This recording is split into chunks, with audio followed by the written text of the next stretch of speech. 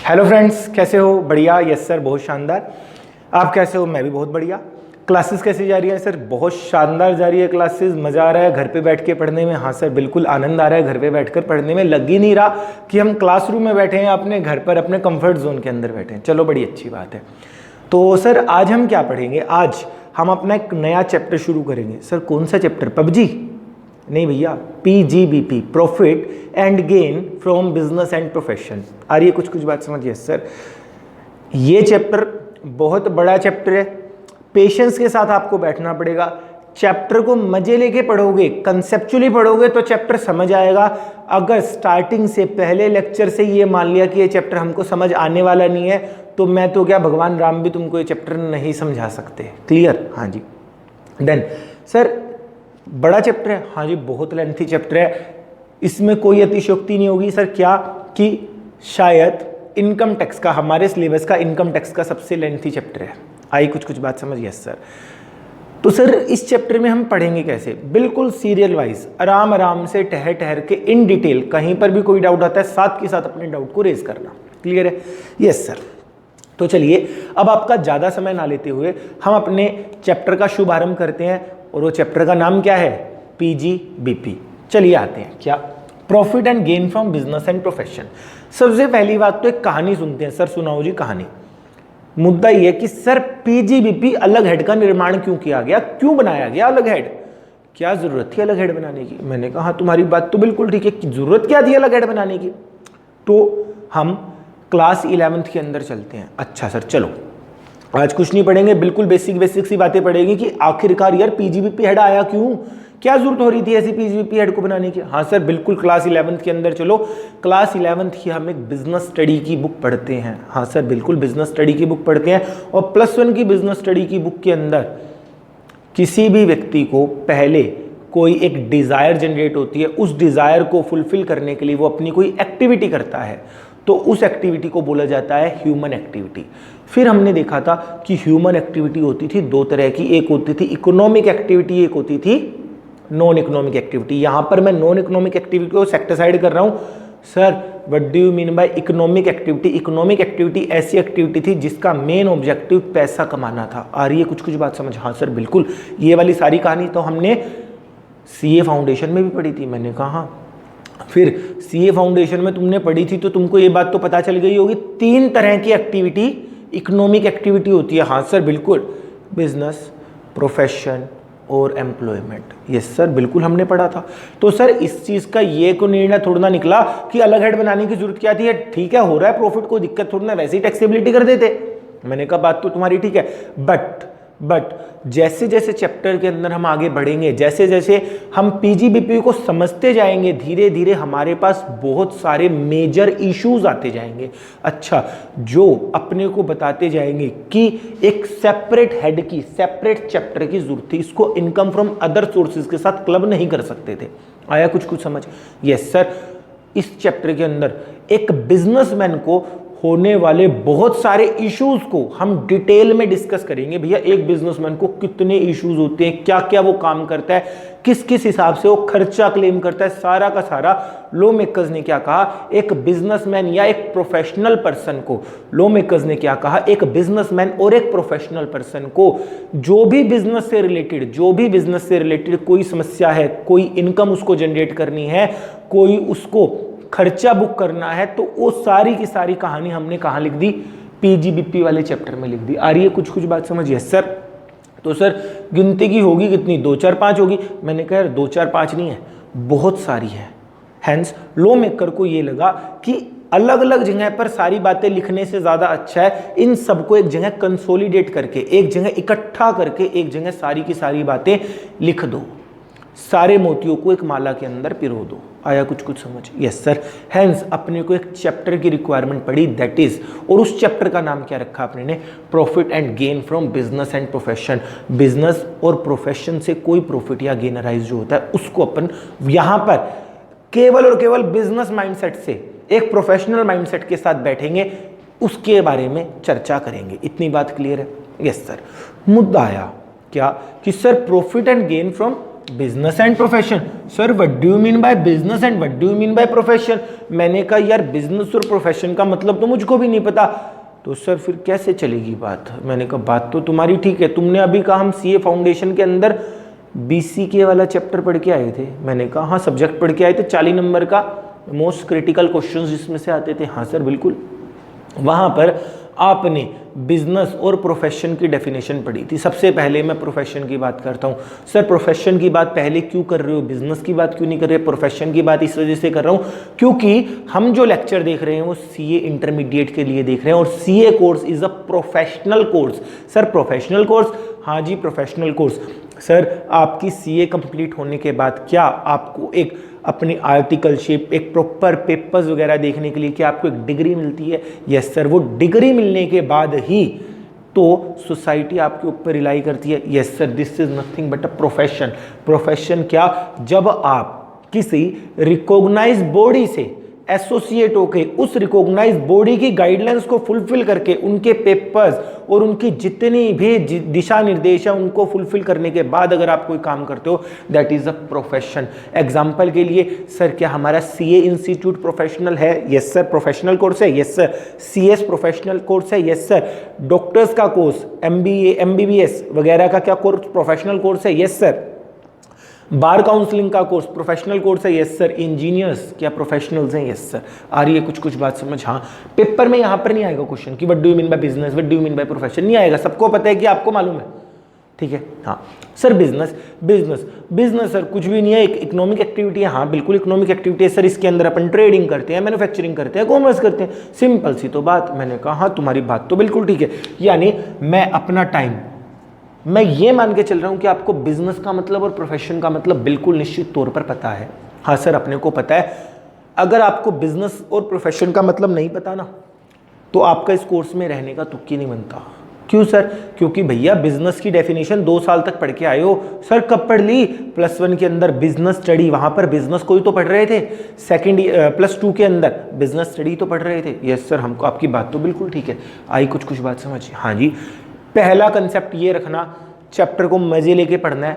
बोधरेशन के साथ पढ़ोगे बिल्कुल भी मजा नहीं आने वाला, बिल्कुल भी मजा नहीं आने वाला। क्लियर है? हाँ सर। चलो जी अब करते हैं चैप्टर का शुभारंभ, that is PGBP, profit and gain from business और प्रोफेशन। पीजीबीपी बड़ा इंपॉर्टेंट चैप्टर है, मोस्ट इंपॉर्टेंट चैप्टर है। सर क्यों इंपॉर्टेंट है? प्रैक्टिकल पार्ट से बहुत ज्यादा इंपॉर्टेंट है और एग्जाम पॉइंट ऑफ व्यू से ही बहुत इंपॉर्टेंट है। सर सबसे पहले एग्जाम की बात करो, एग्जाम में क्यों इंपॉर्टेंट है? एग्जाम में इस वजह से इंपॉर्टेंट है क्योंकि एक पक्का क्वेश्चन यहां से मिलना है। सर किस तरह का?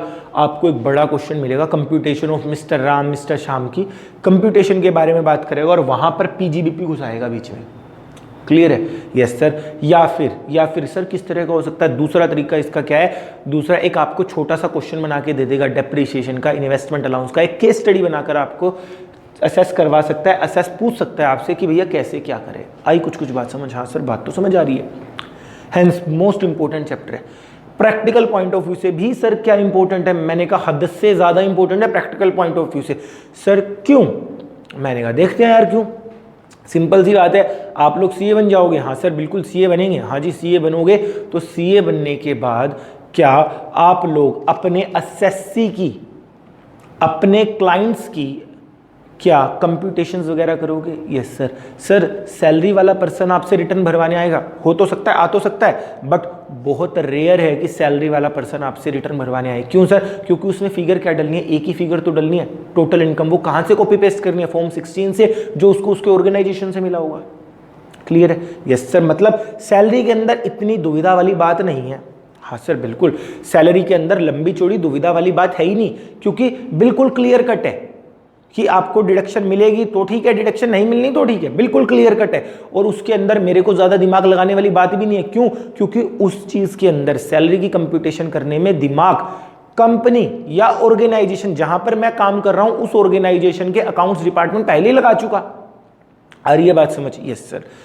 House property. Sir house property के अंदर भी झगड़ा है ही नहीं, क्यों झगड़ा नहीं है सर? 23 अपने को बताता है ग्रोस एनुअल वैल्यू कैसे निकलेगी, 24 अपने को बताता है डिडक्शन कैसे मिलनी है, और तो कुछ है ही नहीं हाउस प्रॉपर्टी में। हाँ सर, और डिडक्शन भी दो ही तरह की मिलनी है, 30% ऑफ स्टैंडर्ड डिडक्शन और इंटरेस्ट की डिडक्शन भी, या तो पूरा का पूरा अलाउड होगा या 30,000 और 2 लाख, उसमें झगड़ा तो है ही नहीं। यस सर, बिल्कुल सर। जिस चीज़ के अंदर झगड़ा नहीं होगा, क्या आपको लगता है कि आपकी ज़रूरत पड़ेगी? नहीं सर। सामने वाला पर्सन आपसे रिटर्न भरवाने के लिए नहीं आता, आपके ओपिनियन लेने के लिए आता है। क्लियर है? यस सर, पक्की बात। हाँ जी। देन हम PGBP practical point of view से इंपॉर्टेंट क्यों है? क्योंकि सर ये इतना बड़ा चैप्टर है, इतने इस चैप्टर के अंदर इश्यूज हैं, इतने इश्यूज हैं कि हमको देखना पड़ेगा कि क्या वाकई में ही हमारे को कोई ओपिनियन फ्रेम करना चाहिए या नहीं करना चाहिए। क्या एक असेसी को या एक क्लाइंट को क्या एक्चुअल में इस एक्सपेंडिचर की डिडक्शन मिलेगी नहीं मिलेगी, क्या ये इनकम उसकी एक्चुअल में इनकम मानी जाएगी नहीं मानी जाएगी। हद से ज़्यादा इश्यूज हैं। हेंस क्या जहाँ पर समस्या ज़्यादा होगी, जहाँ पर एक व्यक्ति अच्छे से खुद को डील नहीं कर पाएगा, क्या वहाँ पर ही हमारी ज़रूरत होगी। यस सर, क्लियर है? Yes sir. तो हेंस हम पढ़ रहे हैं अपना क्या चैप्टर, पीजीबीपी। पेशेंस बनाकर रखना, बड़ा इंपॉर्टेंट चैप्टर है, बड़ा लेंथी चैप्टर है, बड़ा मज़ेदार चैप्टर है। अगर चैप्टर को बोधरेशन के साथ पढ़ोगे समझ नहीं आएगा। अगर किसी को लगता है, कोई माइंड मेकअप करके बैठा है कि मुझको चैप्टर समझ नहीं आ रहा, प्लीज़ वीडियो आगे की देखना भी मत, फिर समझ भी नहीं आएगा। बट अगर ये माइंड मेकअप करके बैठोगे, हाँ भाई अपने को समझ आएगा चैप्टर, श्योरिटी लिख कर दे रहा हूं, 100% चैप्टर समझ आएगा, 100%, 99.99 नहीं, 100% चैप्टर समझ आएगा। बट अटेंटिवली वीडियोस को देख लेना।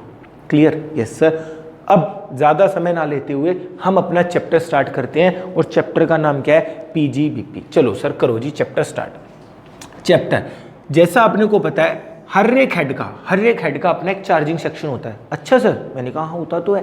सर हाउस प्रॉपर्टी का भी था? मैंने कहा हाँ था। कौन सा? 22।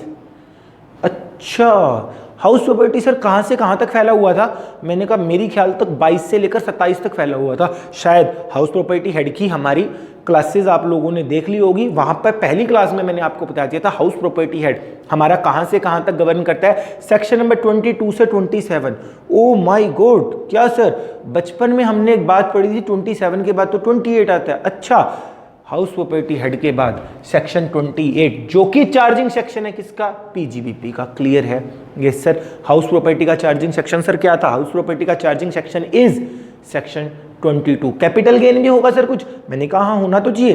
कैपिटल गेन का चार्जिंग सेक्शन कौन सा होगा? 45 sub section 1। O my God, मैंने कहा क्या हो गया यार, इतना घबरा क्यों रहे हो? यानी सर 22 से 27 तक की कहानी कौन गवर्न करता है? House property. अच्छा, कैपिटल गेन स्टार्ट कहां से होता है? 45(1) से। अच्छा, तो इसका मतलब 28 से 44 तक की कहानी कहां पर आएगी? पीजीबीपी के अंदर। क्लियर है? Yes sir. यानी सेक्शन नंबर 28 से 44 तक की कहानी कहां पर आएगी? पीजीबीपी के अंदर। इतना पार्ट क्लियर होता है? हाँ सर, इतना पार्ट तो अपने को क्लियर होता है। अब थोड़ा सा ट्विस्ट डालता हूं सर, 28 से खाली 44 तक की कहानी नहीं आएगी तो सर भैया इसके अंदर ना बहुत सारे सब सेक्शंस, बहुत सारे सीरीज ऑफ सेक्शन की सीरीज बना दी है। यानी केवल 28 से 44 तक के सेक्शंस नहीं है, 44 की खुद की अपनी सीरीज है, 44A, 44A, B, D, इस तरह की बहुत लंबी सीरीज है। हेंस क्या अपने को एक एक सीरीज को डिटेल में चर्चा करनी पड़ेगी? यस सर, अपने को एक एक सीरीज की डिटेल में चर्चा करनी पड़ेगी। इतनी बात क्लियर? हाँ जी। तो सबसे पहला चैप्टर जो है, पहला सेक्शन जो है मेरा, दैट इज चार्जिंग सेक्शन, जिसको अपन बोलते हैं चार्जेबिलिटी। सर कब कब इनकम आपकी पीजीबीपी हेड के अंदर टैक्सेबल होगी? कब कब आप कहोगे कि आपकी इनकम पीजीबीपी के अंदर कंप्यूट होगी? देखते हैं कब कब। अच्छा, बिजनेस और प्रोफेशन का मतलब अपने ने समझ लिया। ओ माय गॉड, क्या सर इकोनॉमिक एक्टिविटी 3 तरह की थी? कौन सी? Business, profession, employment. एम्प्लॉयमेंट कहाँ जाएगा सर? सैलरी में। तो यानी इकोनॉमिक एक्टिविटी के 2 पार्ट, बिजनेस और प्रोफेशन, क्या पीजीबीपी हेड के अंदर आ जाएंगे? हाँ जी, निश्चित तौर पर। देखते हैं क्या। Following income shall be chargeable to tax under this set. Sir कुछ एक इनकम, ये जो नीचे लिखेंगे हम इनकम धीरे धीरे करेंगे, ये जो नीचे हम इनकम लिखेंगे वो इनकम हमारी टैक्सेबल होगी। कहां पर? इस हेड के अंदर, और इस हेड का नाम क्या है? PGBP head. Clear? Yes sir. देखते हैं, अभी तक तो कुछ नया बताया नहीं, देखते हैं क्या। Profit and gain of any business और प्रोफेशन और वोकेशन, अच्छा, विच was carried out at any time during the previous year. Sir क्या खास बात है? कुछ लंबी चौड़ी बात तो है ही नहीं, तो इतना इन्फेसिस क्यों दिया? मैंने कहा एक बार दोबारा पढ़ते हैं। Profit and gain of business और profession or vocation which was carried out at any time during the previous year.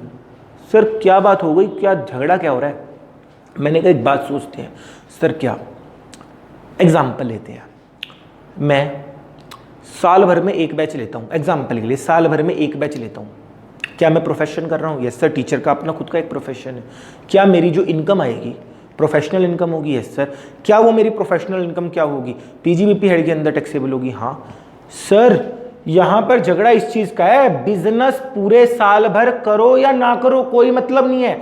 अगर आपने बिजनेस या प्रोफेशन साल के किसी क्षण में भी करा और उस क्षण में आपको कोई इनकम होती है, then that income shall be taxable under PGBP head. Why? Because यहां पर एट एनी टाइम लिखा है, होल ईयर नहीं लिखा। यानी सर 12 महीने में से मैं केवल और केवल 15 दिन का क्रैश कोर्स करवाता हूं डायरेक्ट टैक्स या इनडायरेक्ट टैक्स का, या 1 महीना मैं बच्चों को पढ़ाता हूं, या 2 महीना नवंबर और मई के पेपर्स के लिए मैं बच्चों को 1-1 महीना का क्रैश कोर्स करवाता हूं, बाकी 10 महीने में अपना अलग काम करता हूं कुछ भी।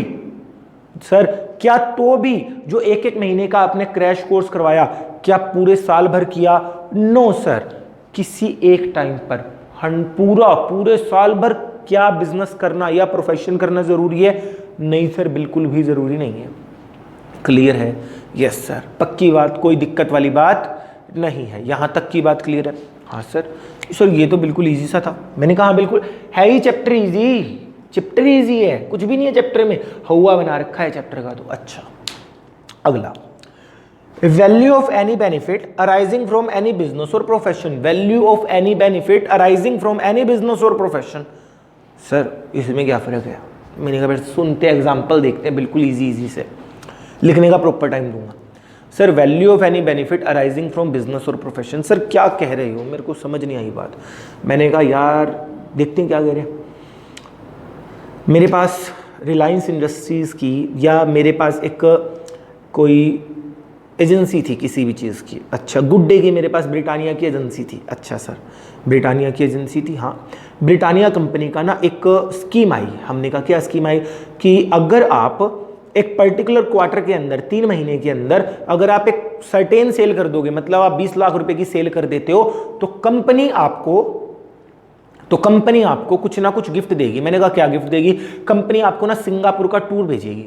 कंपनी आपको सिंगापुर घूमने के लिए भेजेगी अगर आप 20 लाख रुपए की सेल कर देते हो तो। मैंने कहा यार सिंगापुर तो जाना है, पासपोर्ट भी बना हुआ है, एक काम करते हैं 20 लाख की सेल करते हो। और मजे की बात ये 20 लाख से ज़्यादा की सेल मैं कर भी चुका। क्या अब कंपनी मेरे को सिंगापुर भेज रही है? Yes sir. क्या मुझको कंपनी से बेनिफिट हुआ? क्या मेरे को अपने बिजनेस से बेनिफिट हुआ? Yes sir. किस चीज़ का? सर मेरे को बेनिफिट हुआ। क्या बेनिफिट मिला या गिफ्ट मिला? क्या मिला? सर रिटर्न टिकट मिली है सिंगापुर की। क्या ये मेरे लिए टैक्सेबल होगी? हाँ सर बिल्कुल, क्योंकि सेक्शन नंबर 28 में लिखा है value of any benefit arising from any business और प्रोफेशन। किसी भी बिजनेस या प्रोफेशन से अगर आपको कोई भी बेनिफिट वगैरह मिलता है, कोई भी बेनिफिट मिलता है, then that benefit shall be taxable in the hands of PGBP. Sir कोई और एग्जांपल बता सकते हो? कोशिश ही तो कर सकते हैं। हाँ सर बताइए, कोशिश करिए। सर एक डॉक्टर के पास हार्ट पेशेंट आया। अच्छा डॉक्टर्स भी कई तरह के होते हैं सर, मतलब हार्ट के डॉक्टर की बात करता हूँ। सर एक डॉक्टर ऐसा है जिसको दिल खोलना तो आता है बट दिल वापस सेट करना नहीं आता, यानी हार्ट खोल तो देगा बट बांध नहीं पाएगा वो वापस। बट एक डॉक्टर ऐसा है जो दिल खोल भी देगा और उस दिल के अंदर जो समस्या है वो दिल की समस्या को हटा भी देगा और वापस से बांध भी देगा, यानी अपनी जगह पर स्टेबल करके रख देगा। आप किससे ऑपरेशन करवाना पसंद करोगे? सर जो डॉक्टर अपना दिल खोल खोल ना दे, दिल को वापस बांध भी दे, हम उससे ऑपरेशन करवाना पसंद करेंगे, भगवान करे किसी को जरूरत ना पड़े। बट अगर कोई भी व्यक्ति रैंडम किसी व्यक्ति का नाम लेते हैं, मिस्टर ए अगर अपना काम करवाना चाहेगा दिल का तो किससे करवाएगा? इस व्यक्ति से। अच्छा, मिस्टर ए के पास बहुत रुपये, बहुत पैसा है अपने पास। अच्छा, मिस्टर ए के पास बहुत पैसा है। अब हुआ क्या? हमने कहा क्या कि सर मिस्टर ए को हार्ट अटैक आ गया, मिस्टर ए को दिल की बीमारी है। अच्छा, ओ माय गॉड, हाँ कोई दिक्कत वाली बात नहीं, उसके पास पैसे बहुत है, टेंशन लेने वाली बात नहीं है। अच्छा, वो एक बड़े मशहूर डॉक्टर के पास गया, डॉक्टर मशहूर गुलाटिनो, बड़े अच्छे डॉक्टर के पास गया। अच्छा, डॉक्टर ने उसको बिल्कुल स्वस्थ कर दिया, बिल्कुल हेल्दी कर दिया। अब मिस्टर ए बड़ा खुश है। मिस्टर ए कहता है ये जो जीवन मुझको मिला है ये डॉक्टर की मेहरबानी की वजह से मिला है, हेंस मैं डॉक्टर को उसकी फीस के अलावा अपनी तरफ से कुछ एक गिफ्ट वगैरह देना चाहता हूं। क्या इस तरह के डॉक्टर्स को या प्रोफेशनल्स को गिफ्ट मिलते हैं? हाँ सर, जैसे आप लोग सीए बन जाओगे, हाँ सीए बनने के बाद आपके पास रिलायंस इंडस्ट्री का केस आया, रिलायंस इंडस्ट्री का केस 100 करोड़ रुपए का केस था और आपने वो केस रिलायंस इंडस्ट्री का सेटल करवा दिया। क्या रिलायंस इंडस्ट्री आपको फीस के अलावा आपको कुछ एक गिफ्ट्स वगैरह भी दे सकती है? Yes sir. वो गिफ्ट क्यों मिले हैं? क्या आपको अपने बिजनेस या प्रोफेशन की वजह से मिले हैं? Yes sir. क्या वो गिफ्ट आपके लिए टैक्सेबल होंगे? यस सर, निश्चित तौर पर वो गिफ्ट हमारे लिए टैक्सेबल होंगे। बट सर फिर दिक्कत क्या थी? बट एक झगड़ा था। क्या झगड़ा था? सर गिफ्ट टैक्सेबल तो होंगे बट उनकी वैल्यू क्या लोगे? मैंने कहा मतलब सर आपको ना कंपनी ने सिंगापुर भेजा था। मैंने कहा भेजा था, तो सर वो सिंगापुर का वैल्यू क्या लोगे? ये थोड़ा ना लिखोगे, क्योंकि अकाउंट्स के अंदर तो हम पढ़ के आए थे जो भी आइटम होती है अपने को मोनेटरी टर्म के अंदर रिकॉर्ड करके रखनी होती है। मैंने कहा रखनी तो होती है, तो सर वैल्यू क्या लोगे? मैंने कहा देखते हैं वैल्यू क्या लेंगे। तो लॉ मेकर ने क्या कहा, फटाफट से लिख लेते हैं। Value of any benefit arising from any business और profession, example any gift received, कोई भी गिफ्ट वगैरह रिसीव होता है। अच्छा, value shall be taken the cost to giver, giver को जितनी कॉस्ट उस गिफ्ट की पड़ी है, गिवर को उस बेनिफिट की जितनी कॉस्ट पड़ी है वो आपके लिए वैल्यू हो जाएगी। क्लियर है? Yes sir. सर गिवर बता देगा। अब मेरे को मेरे बर्थडे पे गिफ्ट मिलते हैं, क्या मेरा जो मेरे को गिफ्ट दे रहा है, मेरा फ्रेंड वगैरह जो मेरे को गिफ्ट दे रहे हैं, क्या मेरे को बताएगा सौरभ भाई तेरे को इतने रुपये गिफ्ट दे रहा हूँ? मैंने कहा बताएगा तो नहीं, कोई बात नहीं है, अगर वहाँ से पता चल जाए तो ठीक है, नहीं जर्नली भी तो पता कर ही सकते हो। सर जर्नली कैसे पता करेंगे? मैंने कहा यार सिंगापुर गए हो तो सिंगापुर की टिकट तो मिली होगी। हाँ जी, किसी ना किसी एयरलाइंस की टिकट तो मिली होगी। Yes sir. कोई बिजनेस क्लास, इकोनॉमिकल क्लास की कोई टिकट तो मिली होगी। Yes sir. तो क्या आप वहाँ से रेट ट्राई नहीं कर सकते? हाँ सर, बात तो तुम्हारी ठीक है। हैंस वैल्यू क्या लेंगे? Value shall be the cost to giver, जो गिवर का कॉस्ट लगा है, जो गिवर का खर्चा लगा है वो आपके लिए क्या बन जाएगा? वैल्यू बन जाएगा। इतना पार्ट क्लियर है? Yes sir. फटाफट से एक बार क्विक रिकैप कर लेते हैं। सेक्शन नंबर 28 के अंदर अभी तक अपन क्या पढ़ के आए? सर सेक्शन नंबर 28 के अंदर हमने 2 पॉइंट करे। सर क्या यही है? नहीं भाई रुको, 2 पॉइंट पढ़ के आए। सर पहला पॉइंट क्या पढ़ के आए? चाहे बिजनेस और प्रोफेशन के अंदर आपको प्रॉफिट हो, किसी भी time, at any time during the year, profit and gain from any business or profession or vocation which was carried out at any time, किसी भी टाइम पर करो, कोई जबरदस्ती नहीं है कि आज ही करना, साल भर करना है, कोई जबरदस्ती नहीं है। सीजनल बिजनेस कर सकते हो, ओकेजनल बिजनेस कर सकते हो। क्लियर है? Yes sir. अगला, value of any benefit arising from any business और profession, example any gift received, कोई भी गिफ्ट किसी बिजनेस या प्रोफेशन की वजह से अगर आपको मिलता है तो उसकी वैल्यू क्या लेंगे? Value shall be the cost to giver, giver को जो उसकी कॉस्ट रहेगी वो हमारी वैल्यू रहेगी। इतना पार्ट क्लियर होता है? यस सर, इतना पार्ट क्लियर होता है। फटाफट 2 मिनट में वीडियो को पॉज करके ये दोनों पॉइंट लिख लीजिए। Clear? Yes sir.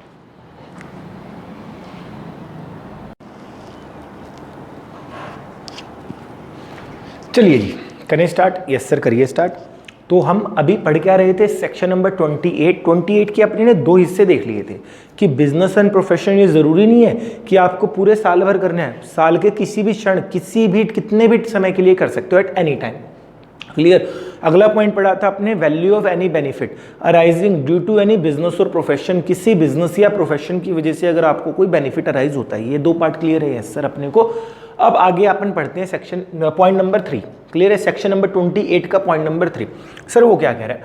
Income derived bye trade, profession और सिमिलर एसोसिएशन, कोई भी ट्रेड, प्रोफेशन या similar association from specific services perform for its member, अपने मेंबर्स के लिए कोई स्पेसिफिक सर्विसेज अगर कोई ट्रेड या प्रोफेशनल एसोसिएशन अगर अपने मेंबर्स के लिए कोई भी स्पेसिफिक सर्विसेज परफॉर्म करती है अपने मेंबर के लिए, देन उससे होने वाली इनकम भी कहां पर टैक्सेबल होगी, उस ट्रेड या प्रोफेशनल एसोसिएशन के लिए अंडर द हेड पीजीबीपी। बिल्कुल भी समझ नहीं आया, टेंशन लेने वाली बात नहीं है, हर चीज के लिए एक एग्जांपल है।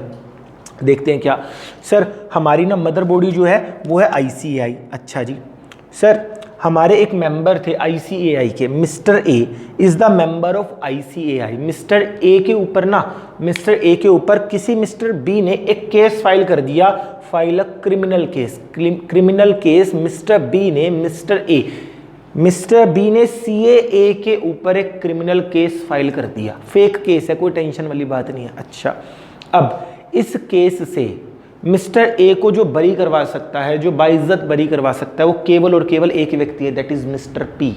आया कुछ समझ? हाँ सर, ये कौन है? एडवोकेट है, बहुत बड़ा एडवोकेट है, हिंदुस्तान का जाना माना एडवोकेट है। क्लियर है? हाँ सर, जाहिर सी बात है, बहुत बड़ा एडवोकेट है, जाना माना एडवोकेट है, तो इसके पास काम का रश भी बहुत होगा। हाँ सर, निश्चित तौर पर काम का रश तो बहुत होना ही है। हाँ, then mister P, mister A ने ना मिस्टर पी को अप्रोच किया। क्या अप्रोच किया? कि प्लीज मेरे केस को आप टेक ओवर कर लीजिए, मेरे केस को आप हैंडल कर लीजिए, आप मेरे लीगल कंसल्टेंट बन जाइए इस केस के लिए। क्या ऐसा हो सकता है? हाँ, बट मिस्टर पी के पास तो बहुत सारा काम है। सर, किस तरह का काम है? एडवोकेसी का काम है, एडवोकेट है वो। क्लियर है? यस सर, मिस्टर पी के पास काम का बहुत रश है। मिस्टर पी ने कह दिया क्या? कि मिस्टर ए, मेरे पास टाइम नहीं है कि मैं आपके केस को डिस्कस कर पाऊं, आपके केस को डील कर पाऊं। हेंस मिस्टर पी को जब अप्रोच किया मिस्टर ए ने, तो मिस्टर पी ने मिस्टर ए का केस लेने से मना कर दिया। क्या ऐसा हो सकता है? Yes sir. अब मिस्टर ए की क्या समस्या हो रही है? यस सर, अब वो झूठ मूठ के क्रिमिनल केस के अंदर फंसता जा रहा है, उसको बचाने वाला एक ही व्यक्ति है, that is mister P. Example ले रहे हैं, खाली टेंशन लेने वाली बात नहीं है। क्या हो रही है बात समझ? Yes sir. अब मिस्टर ए क्या करे? मिस्टर ए गया कहाँ पर? आईसीएआई, अपनी मदर बॉडी के पास गया और अपनी मदर बॉडी को जाके अप्रोच करता है। क्या अप्रोच करता है? कि भैया आईसीएआई, मुझको मिस्टर पी, एडवोकेट पी की सर्विसेज चाहिए। क्या आ रही है बात समझ? हाँ सर। सर, मिस्टर पी देगा क्यों सर्विसेज? क्यों? क्योंकि सर वो तो पहले ही उस पर काम का रश है। मैंने कहा मिस्टर ए को सर्विसेज नहीं देगा, mister A is a individual person. जब आईसीएआई मिस्टर पी को अप्रोच करेगा, जब आईसीएआई मिस्टर पी को अप्रोच करेगा, तो क्या चांसेस हैं कि मिस्टर पी आईसीएआई के कहने की वजह से मिस्टर ए का केस टेक ओवर कर ले? यस सर, पक्की बात है। हाँ, देखते हैं अब चार्ट को आते, कहानी समझ आ गई? Yes sir. मिस्टर ए ने आईसीआई को अप्रोच किया। अप्रोच क्या किया? Approach for appointment mister P for ₹50 lakh. Mister A कह रहा है भैया इस केस से, क्रिमिनल केस से मेरी जान छुड़वाओ, मेरे को मिस्टर पी की सेवाओं की जरूरत है। मिस्टर ए ने आईसीएआई को अप्रोच किया कि 50 लाख रुपए में मुझको मिस्टर पी की सर्विसेज प्रोवाइड करवा दीजिए। क्या ऐसा हो सकता है? यस सर, निश्चित तौर पर ऐसा हो सकता है। यहाँ तक की बात क्लियर है? हाँ। अब आईसीआई के कहने पर मिस्टर पी ने मिस्टर ए का केस टेक ओवर कर लिया। सर, क्या फीस लेगा? Yes sir. आईसीआई ने 50 लाख रुपए मिस्टर ए से लिए, उसमें से 35 लाख रुपए, 35 लाख रुपीस तो दे दिए किसको? मिस्टर पी को, और बाकी 15 लाख अपने पास रिटेन करके रख लिए। क्या ऐसा भी हो सकता है? Yes sir. Hence these 15 lakh shall be taxable in the hands of ICAI under section 28। Sir, जो ICAI के पास रुपए कितने आए? सर, 50 लाख रुपए ICAI के पास आ गए। सर, 50 लाख में से क्या 35 लाख रुपए का तो आईसीआई का खर्चा हो गया? Yes sir. बचा कितना? 15 लाख रुपए।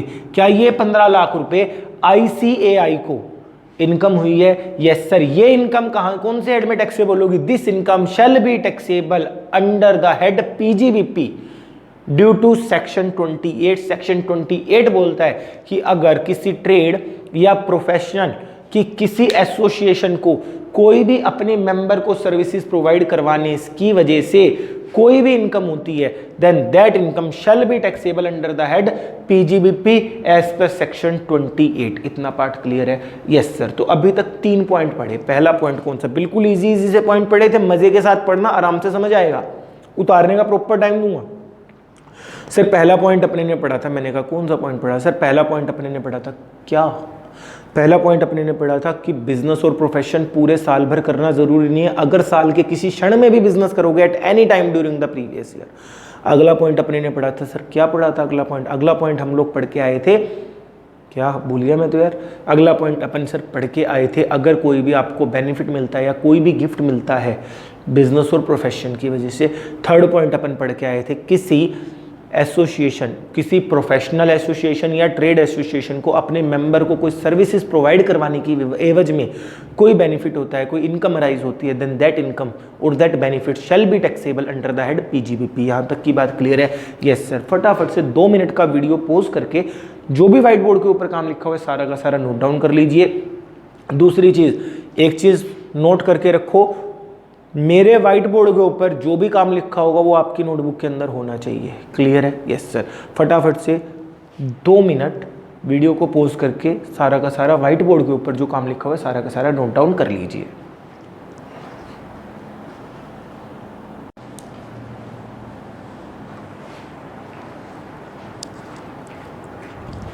हाँ जी, करें स्टार्ट? Yes sir. अभी तक हम अपने सेक्शन नंबर 28 के 3 पॉइंट पढ़ चुके। Yes sir. अब हम अपने नेक्स्ट पॉइंट पर आ रहे हैं, दैट इज पॉइंट नंबर 4 पर। Clear? Yes sir. Sir point number 4 क्या कह रहा है? पॉइंट नंबर 4 अपने को कह रहा है कि any sum receive under keyman insurance policy including bonus on such policy. Sir अगर आपको कोई भी सम रिसीव होता है, कौन सी पॉलिसी के अकॉर्डिंगली? कीमैन इंश्योरेंस पॉलिसी से। Sir what do you mean by keyman insurance policy? Keyman insurance policy is nothing but जो पॉलिसी अपने एक महत्वपूर्ण ऑर्गेनाइजेशन, अपने महत्वपूर्ण व्यक्तियों के लिए, अपने इंपॉर्टेंट पर्सन के लिए, अपने की पर्सनल्स के लिए अगर कोई पॉलिसी लेता है उस पॉलिसी को कहते हैं keyman insurance policy. Sir example के साथ समझाओ ना। एग्जाम्पल के साथ देखो कि रिलायंस इंडस्ट्री का नाम सुनते ही हमारे दिमाग में जो एक पिक्चर घूमती है, एक तो बहुत बड़ी कंपनी की पिक्चर घूमती है। हाँ सर बिल्कुल, बहुत बड़ी कंपनी की अपने दिमाग में पिक्चर घूमती है। एंड जो अगर मैं कहूँ कि रिलायंस इंडस्ट्री के अंदर किसी एक व्यक्ति की पिक्चर अपने दिमाग में लेकर आओ तो आप लोगों के दिमाग में आंखें बंद करके जो पहली पिक्चर दिमाग में आती है दैट इज मुकेश भाई की, मुकेश अंबानी जी की आपके पिक्चर आती है दिमाग में। Yes sir. आपको पता है शरीर तो नश्वर है, आए हैं तो जाना तो पड़ेगा। Yes sir. Then sir but आज रिलायंस इंडस्ट्री बहुत ग्रो कर रही है और उसके पीछे कारण है एक व्यक्ति का, दैट इज मुकेश भाई की दिन रात की मेहनत। हाँ जी सर। मुद्दा आया क्या? उनकी अच्छी पॉलिसी। सर मुद्दा आया क्या कि कल को मुकेश भाई को कुछ हो गया तो क्या इन्वेस्टर्स का फेथ कंपनी से थोड़ा सा डगमगाएगा? यस सर बिल्कुल, इन्वेस्टर का थोड़ा सा फेथ कंपनी के अंदर से डगमगाएगा। हाँ। देन कंपनी के क्या फाइनेंशियल्स के ऊपर भी एक बहुत बड़ा इंपैक्ट पड़ेगा? यस सर, कंपनी के फाइनेंशियल्स के ऊपर भी एक बड़ा गजब का इंपैक्ट पड़ेगा। क्लियर? Yes sir. मुद्दा आया क्या? मुद्दा आया कि सर कंपनी चाहेगी कि फाइनेंशियल्स के ऊपर एक उसका इंपैक्ट पड़े? नहीं सर। हेंस कंपनी क्या करेगी? कंपनी ने क्या किया, मुकेश भाई के लिए एक कीमैन इंश्योरेंस पॉलिसी लेकर रख ली। आई कुछ बात समझिए सर।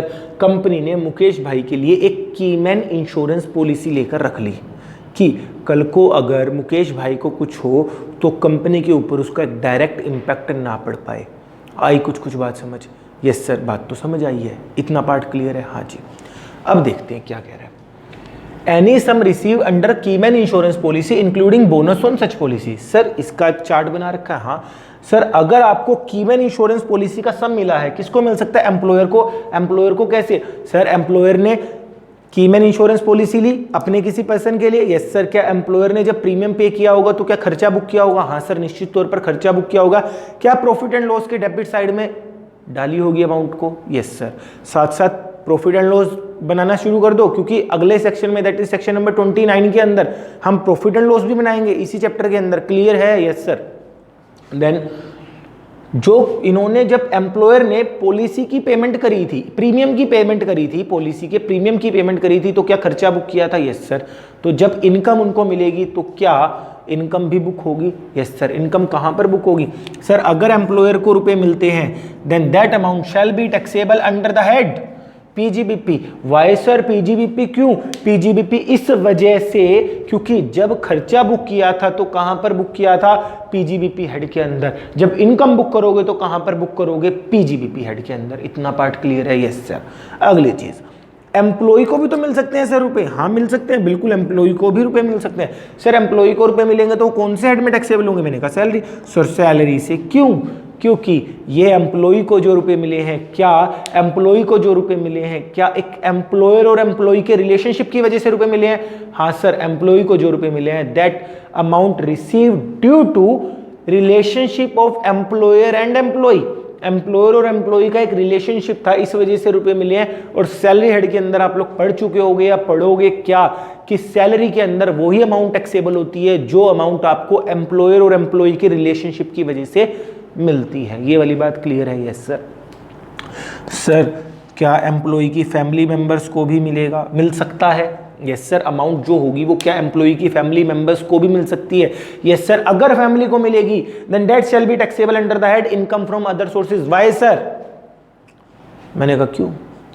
सर अगर एम्प्लॉय को मिलती तो सैलरी में, एम्प्लॉय की फैमिली को मिलती है तो इनकम फ्रॉम अदर सोर्सेज में। सर ऐसा कारण क्यों? उसका कारण सिंपल सी बात है यार, ये वाला कारण है।